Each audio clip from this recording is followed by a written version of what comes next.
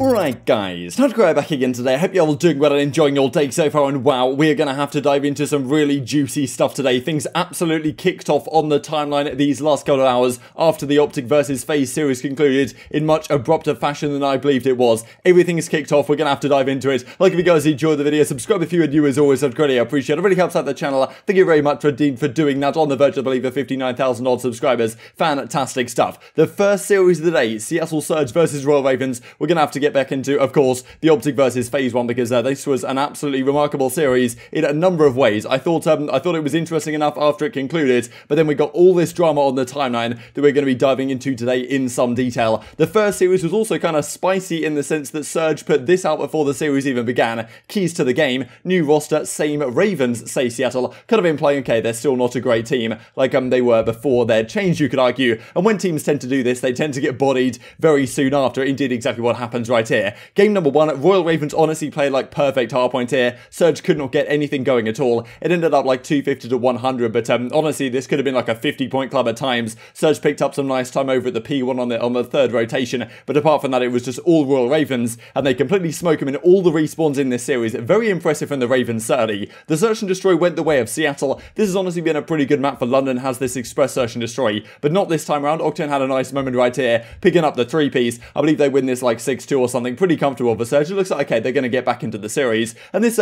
series wasn't incredibly important in terms of looking at the standings. I'm pretty sure both of these teams were locked down there and losers regardless, but it was still pretty interesting to see how these teams would fare, and how Seattle would do, of course, with their new lineup now into play, with, of course, Decemate joining the starting team just a few days ago. I believe there was 0-3 or something in their group when Decemate joined. Now they've gone 0-2 since then, yet to, well, there's 0-5 in series counts in stage 3. That's not exactly ideal, of course. On the other side of the table, you've got Toronto Ultra being at 5-0, as we just looked at yesterday. And then we go into Control. This is pretty back and forth, to be honest. I'm pretty sure it was all defenses that every team won. And, well, Paulx had some great moments, actually, here with the SMG in hand. So pretty interesting to see Paulx and Zaptius using the SMGs to pretty great effect. And we saw that once again in the next respawn map. That was here on Apocalypse Hardpoint. This was honestly an absolute bloodbath. Like, Ravens looking really, really strong on this map. And there's certainly something to say about some of the vetoes that have been pulled out in a couple of these series. I'm sure Ben will have things to say on the flank as well. And also in the OpTic series we are going to look at here in just a second. But, well, Ravens completely demolished them.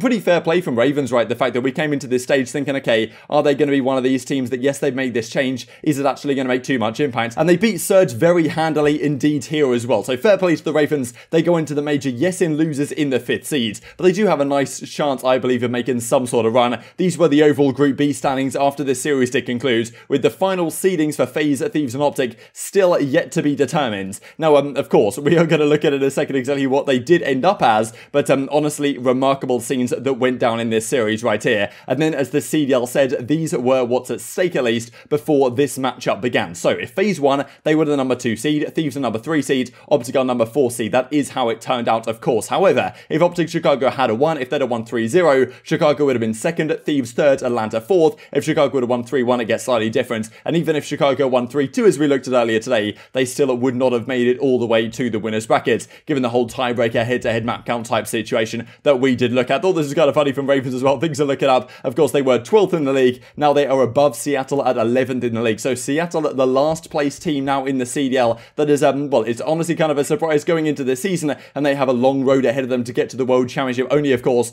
4 teams. Well, 4 teams don't make it. Only 8 teams make it to the World Championship. Could be back-to-back years. The Gunless does not get to perform there. So let's talk about this OpTic series. I know it's what all you guys want to discuss. Formal tweets this out earlier in the day. Must-win match today versus FaZe. Got a great day of practice yesterday. Just got to execute. So, okay, they go into the FaZe series. They say they've clearly been getting some great practice, supposedly, according to Formal. They come in this series, okay, this is the time we're going to turn up, and they need to win this series, of course, 3-1 or better against FaZe to qualify for the winner's bracket. It does not start out the way that they were intending it to. Here on the raid hardpoint, I mean, this has been a great map for FaZe. I don't think they'd lost this yet. They were like 2-0 on this map going into this this series. No one really wants to play it against them, and you know, OpTic have been certainly a bit up and down on this map. But early on, Cellium goes on an absolute monster streak. Everyone on FaZe is going off, and Dashy has a really rough map right here. You can see he's, well, 7 in 17 at this point, ends up, I believe, 7 in 18 on the map. OpTic could get absolutely nothing going at all, and were completely bodied off the map in all regards. And obviously, there was a significant amount of drama that came out after this series concluded, but I don't want to take anything away from FaZe, and I also don't want to take anything away from the poor OpTic performance that we saw. Yes, we're going to discuss the server stuff. Yes, we're going to discuss the whole ping differential situation, but at the end of the day, they got completely bodied off the map. There's no other way to put it. This was maybe the most dominant series that we have seen all season long. FaZe completely demolished them game 1. It wasn't even close for an instant, and then we go into a game 2 where a very similar thing happens once again. OpTic have lost 5 straight hardpoints now, and this is the thing. We're going to talk about the internet, we're going to talk about this type of stuff, but at the same time, OpTic clearly aren't looking like the team you would expect them to be, given the fact that this is now their 5th hardpoint loss in a row against teams where they didn't have this whole server mistake situation we are going to dive into right here. So of course, that was the game 1. Game number 2 goes, honestly, I mean, look at these stats right here, just real quick. Arcitys green across the board. I mean, Dashy goes 7 in 18, Envoy's 14 in 24. Like, you know, Dashy drops another 7, which is, well, honestly, obviously not ideal for them. I think Chrome was tweeting about it as well in reply to the whole formal 7 situation for Doug a couple of years ago, which has now come up a couple of times this season, I believe, for Dashy. So, remarkable scenes. We're going to have to talk about this OpTic roster in more detail tomorrow as well, just because clearly, regardless of this whole situation, they're not looking like the team that they want to be. We go into a search and destroy here on Moscow. This is a map that, well, FaZe are great at, right? And it does make me question the veto decisions from the OpTic guys. Yes, OpTic are good at this map, but FaZe are pretty much untouchable on Moscow S&D. They have been so far this season. 2 in 0 now FaZe go on this map, and that is winner's bracket confirmed. OpTic down 2-0 in the series. That guarantees they will start in the elimination bracket. And yeah, well, FaZe move on without too much difficulty at all. And as I say right here, I was hoping for an exciting series, but this one was effectively over within, well, just 15 minutes or so. And you kind of knew that when OpTic went down 2-0, it wasn't going to get too much better from there, given the fact that now they had nothing else to play for in the series. As round 11 stats says, look, FaZe 7 in 0 Moscow. Probably not necessarily the team you ought to be playing on this one. And these were the stats in this as well. Once again, red across the board for the OpTic guys. And then the final map of the series was once again an absolute bloodbath. Here I believe it was a quick 3-0 on raid control. So FaZe absolutely had their way with OpTic. And yes, FaZe played phenomenally. OpTic did not play themselves. I mean, once again, we see a lot of ego shells coming on. We see not too much team play from the OpTic guys. And FaZe took advantage of it with a plob, to be honest. Just so you can see aBeZy getting 3 pieces. No trades in sight. This is kind of what we've seen with OpTic. And you do have to ask the question, if the internet situation had been better for them, would it actually have made too much difference the way they're playing the game fundamentally? That is, well, a question you could certainly ask. 3-0 sweep for FaZe. This is where the group looks. OpTic will be starting the major from the losers bracket. That is obviously a big surprise coming into the stage. And as Macat says, my boy Hex must have handed out trial packs to the lads before that match to see the side effects, not exactly how they wanted it to go. Now, let's dive into the juicy stuff. Formal says the following: didn't execute lol, GG's FaZe, we start in losers bracket of the major. And not too long after this, he continues with the following. Well, Clayster says this first: good lord, I'm terrified of playing FaZe. What the hell was that? And well, as he dives into in a second, talking about, okay, I actually might have to delete this tweet given the situation that came up. But first of all, let's look at these stats. This is honestly incredible. Envoy is a 0.47. I believe that might be the lowest KD in the CDL so far. I think Dylan quite had kind of a close number to this, but still remarkable. I mean, Dashy has 25 kills, 5,700 damage. Not, of course, what you wanted to see from these two guys, but this is what Formal has to say just soon afterwards. Obviously, we got smoked, but it doesn't help that we played on an Atlanta host. All of us on 33 ping, theirs were 11. So, first of all, this kind of struck me as somewhat interesting, the fact that you've got absolutely bodied, there's no other way to put it, and okay, these started tweets are coming out, so it's like, alright, this is just excuses, and I was hearing some things maybe that saying that they actually had a role to play in picking this, picking the host that they were playing on, because the St. Louis one that they typically play on, apparently they don't particularly ping too well to that, so there were some issues on either side that apparently they don't really like how they connect to that server, so I wasn't really sure what was going on here, but initially it kind of struck me as, alright, you know, these are just excuses, and yeah, Formal's obviously down pretty bad after the defeat, and maybe, you know, it'll pass, it kind of is what it is. However, they, well, double down on the issue, and understandably so, because it's kind of interesting that comes out from Simp. Hey, GG's, man, now